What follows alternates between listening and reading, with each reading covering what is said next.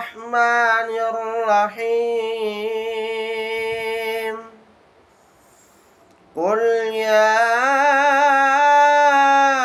أيها الكافرون لا أعبد ما تعبدون ولا أنتم عابدون ما أعبد ولا أنا عابد ما عبدتم ولا أنتم عابدون ما أعبد لكم دينكم ولي دين.